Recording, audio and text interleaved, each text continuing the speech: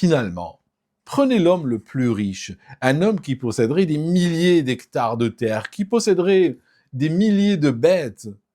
Il serait quoi s'il n'avait pas d'ouvriers, s'il n'a pas de travailleurs, s'il n'a pas de pauvres qui viennent travailler pour obtenir leur pitance? Il serait lui-même un travailleur. Il serait lui-même qu'un vulgaire ouvrier, n'est-ce pas? L'homme le plus riche ne serait qu'un ouvrier s'il n'y avait pas de pauvres qui travaillaient pour lui. Alors, je te raconte.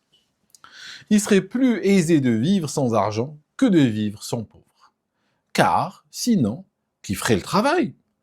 De même, il faut garder les travailleurs de la famine, il faut les préserver de la famine, bien entendu. Regardez comme il est généreux, il place sous la barre. La barre, il les place au niveau de la famine. Faut pas affamer quand même les travailleurs. Et en réalité, c'est pas qu'il faut pas les affamer parce que on est gentil. Non, non, parce qu'on a besoin d'eux. Parce que tu les affames, ils viennent pas travailler le lendemain, ils sont morts. Tu comprends? C'est juste ça. La barre, t'as vu où il la met. Alors, de même qu'il faut garder les travailleurs de la famine, il faudrait aussi qu'ils ne reçoivent rien qui vaille d'être épargné. Tu vois? Il faut leur donner suffisamment pour manger, mais il faut pas trop leur en donner, il faut pas qu'ils puissent épargner.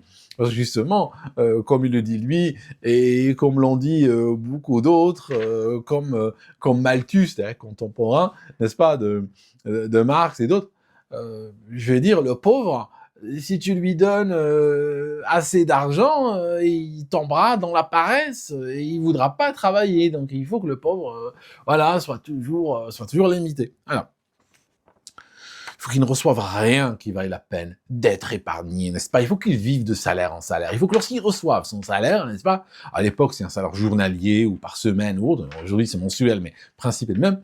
Il faut que lorsqu'il le reçoive, il n'y a rien à épargner. Il faut que tout l'argent parte.